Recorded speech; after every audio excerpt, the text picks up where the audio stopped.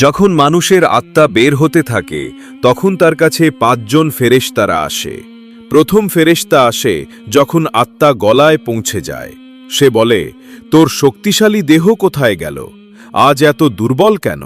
যখন আত্মা সম্পূর্ণ বের হয়ে যায় তখন দ্বিতীয় ফেরেশতা এসে বলে, তুই যে ধনসম্পদ জমিয়েছিলি আজ সেগুলো কোথায়?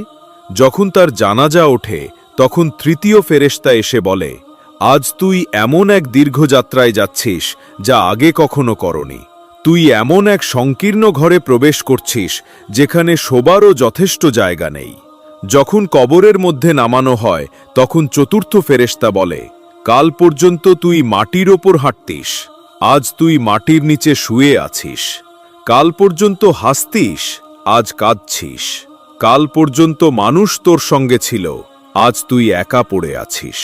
আর যখন কবরের ওপর মাটি ঢেকে সবাই চলে যায় তখন পঞ্চম ফেরেশতা বলে, তোর কাছের সবাই তোর কাছ থেকে দূরে চলে গেছে, তারা থাকলেও কোনো উপকার হতো না। আজ তোর জন্য হয় জান্নাতের সুসংবাদ, নয়তো জাহান্নামের আযাব নির্ধারিত। আল্লাহ আমাদের সবাইকে ঈমানের সঙ্গে মৃত্যু দান করুন। কমেন্টে আমিন লিখতে ভুলো না।